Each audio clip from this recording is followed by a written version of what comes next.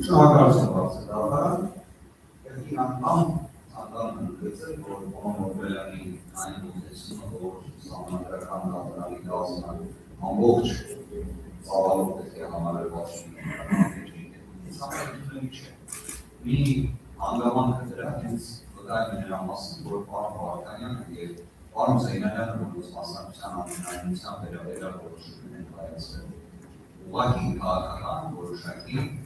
առնվազն հանրային հանդեսն աշխատվածություն չէին կարող չունենալ օբյեկտիվ։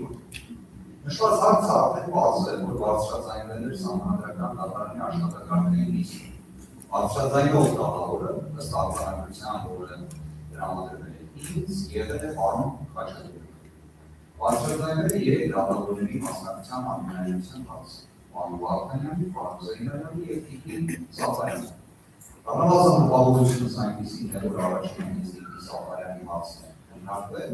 որի շրջանակներում բացահայտվել է մի քանի հանգամանք։ Առաջինը 2021 թվականի նախընտրական գործընթացում ակտիվ ներգրավվածությունը,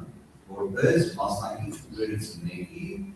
պատգամավորի տեխնացուներից 3 համար զբաղեցնում։ Սա մի կարևոր հանգամանք կա, որը կարծես թե այլ աշխատակարգային նիստի ընթացքում քննարկման առարկա չի դարձել։ Օրինակ, որ նշված ուժը ևս հանդիսանում է սահմանադրական դատարանի սուբյեկտ, ներկայացուցիչ հանդիսանում է տիկին Սաֆարյանի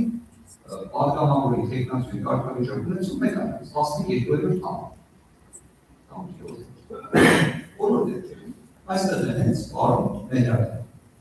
Արդյոք նշված հանգամանքը գնահատվել է թե ոչ, առնվազն իր տպավորություն չի գնահատվել։ Երկրորդ հանգամանքը այնտեղ անդրադարձ է կատարվել տիկին Սեդա Սաֆարյանի կողմից որպես ուժողի ներկայացուցիչ իրականացրած փաստաբանական գործունեություն։ Այն բովանդակությունը, որը ինձ հասանելի դարձել է, առնվազն բարձր դատարանի դատավորների ուսումնքանն է, որ ամբողջական չէ, որովհետև այդ գործի շրջանակներում դա դատավերսում հասանելի է, այսինքն կարծում եմ այդ բաց տվյալի լրացուցիչ բացահայտման անհրաժեշտությունը չի, որ չէ հավաստիության։ Տիկին Սաֆարյանի որպես սահմանադրական դատարանի դատավոր պաշտոնավարելու ընթացքում վճռաբեկ դատարանի կողմից որոշում է կայացրել, հենց իր կողմից որպես փաստաբան ժամանակին ներկայացրած բողոքը բավարարելու վերաբերել։ Արդյոք այդ նույն վճռաբեկ դատարանի որոշման մեջ կա բովանդակային մեկ նախադասություն այն մասին, որ տիկին Սաֆարյանը այլևս որևէ առնչություն ունի այդ գործի հետ։ Չկա։ Արդյոք դա պետք է լիներ թե ոչ։ Թող բարձր դատարանը բոլոր դեպքերում նշված հանգամանքը գնահատի, եթե իսկապես դատավորներից մեկը նման միջնորդության հանդես կգա։ Երրորդ հանգամանքը շատ հետաքրքիր է իսկապես սա, երբ մենք ըստ էության քննություն կունենանք բարձր դատարան, քննարկվելու է նաև կենտրոնական ընտրական հանձնաժողովի վերակրկրթություն իրականացնելու հանգամանքը։ Եվ վստահ եմ նաև, որ լսելու ենք իր կողմից տակտիկական քննարկության վերաբերյալ մտահոգություն, որ վերակրկրթությունը հանգեցնելու է դրան։ Բարձր դատարան, եւ ես տեղեկանում եմ, որ մասնակցության անհնարինության հարցը բարձրաձայնվում է, եւ դրա վերաբերյալ որևէ կողմ ձայն չի, այնուհետև համանման իրավիճակում պարոն Վարդանյանի եւ պարոն Զեյնալյանի մասնակցության անհնարինության որոշում է կայացնում, ես ներողություն եմ խնդրում, բայց առնվազն մտահոգություն է առաջանում, թե ինչպիսի քննարկություն է տեղի ունենում, որովհետև ստացվում է նույնիսկ մտահոգություն բարձրաձայնողը ինքը այդ հարցում չի ունենում կողմ իր որոշում, կապրիզի կարող է կայացնել, բայց իրավիճակը որ լինի այդպիսի, հարցեր առաջացնում։ Ամեն դեպքում երկու հանգամանքը կայակոչեցի, այսինքն պատկերացրեք տիկին Սեդա Սաֆարյանի որպես փաստաբան գործունեության շրջանակներում բառացի նախադասություն 2025 թվականի դեպությամբ, որ իր կողմից ներկայացված վճռաբեկ բողոքը բավարարվել է։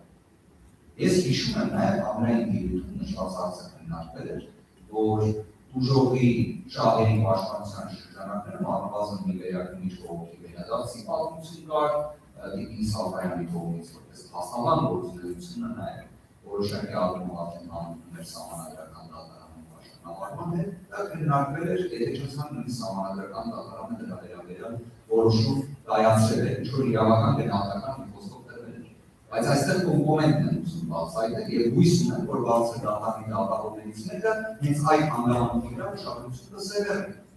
Իսկ դա Սահակյանը որպես փաստաբան ութաճանորեն իրականացրել է դժողի շահերի ներկայացուցում, նույնիսկ նման արտահայտության իրավիճակում։ Իմ վկայակոչած դեպքը, որը որոշակիորեն բացահայտվել է ըստ արձանագրության աշխատանքային լիստում, հանգեցնում է նրան, որ 2025 թվականին իր իսկ կողմից ներկայացված աշխատանքով ավարտել։ Արդյոք սա գնահատել է թե ոչ, թող սահմանադրական դատարանը գնահատի։ Իդեպ, այնպես է ստացվել, որ նաև աշխատակարգային որոշումները սահմանադրական դատարանի հրապարակում են կայացնում։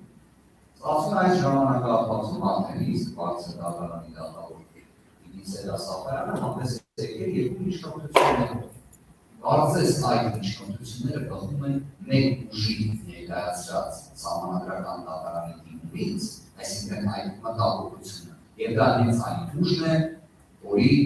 պատգամավորի տեխնացու հանդիսացել է Իգիթ Սահակյանը։ Արդյոք սա մտահոգվելու առիթ է թե ոչ։ Բարձր դատարանի դատավոր պարոն Խաչատրյանի մտահոգությունը մասնակցության անհնարինության վերաբերյալ ներկայացնում էր, խոսում էր սահմանադրական դատարանի կազմի լեգիտիմության մասին, դրա հանրային ընկալման տեսանկյունից մտահոգությունների մասին։ Հիմա եթե այս հանգամանքները, որոնք ներկայացնում են, սահմանադրական դատարանի լեգիտիմության տեսանկյունից խնդիր չեն առաջացնում կազմում, ով այդ հարցը չկնա։ Բայց բոլոր դեպքերում նաև կարծում եմ, ես չգիտեմ, արդյոք այդ հանգամանքը պետք է քննարկման համակարգ թե ոչ, իդեպ հենց միգուցե դրա համար է նախատեսված, որ սահմանադրական դատարանի դատավորն է ի վերջո բարձրացնում մասնակցության անհնարինության հարցը, կազմի տեսանկյունից կարծում եմ նաև պարոն Խաչատրյանի մասնակցության անհնարինության հարց, առնվազն քննարկելու մակարդակում որոշակիորեն պետք է իրացվի։ Հիմնավորեն ինչի համար։ Պարոն Խաչատրյանը հանդիսանում է սույն գործի շրջանակներում որպես երրորդ անձ ներգրավված հակագործության կոմիտեի, եթե չնցավ հենց հակագործության կոմիտեի անվանումը ստացած ժամանակահատվածում, նախագահի այլևս իհարկե պաշտոնատվով, բայց նախագահի հարազատ երկրորդ։ Արդյոք այդ հանգամանքը պաշտպանվելու է թե ոչ։ Արդյոք առաջարկ երկրորդի տեսանկյունից մտահոգություն կառաջացնի թե ոչ, հատկապես երրորդ անձ ներգրավված քաղաքացիական պայմանագրի կուսակցության պատգամավորի տեխնացու վարչության նախագահի առնվազն չերկված տվյալների համաձայն SMS հաղորդակցության շրջանակներում է հրաժարականի դիմում ներկայացրել։ Արդյոք սա մտահոգվելու առիթ է թե ոչ, արդյոք սա լեգիտիմության տեսանկյունից անհանգստություն առաջացնում է թե ոչ, վերջին փոքրնալի բարձր դատարան։ Այսքանն էր այս բանի դիրքորոշումը շնորհակալ։ Բաժանորդագրվեք Արմաթ մեդիայի ալիքներին սոցցանցերում, հետևեք մեզ նաև Արմաթ Մեդիա AM կայքում։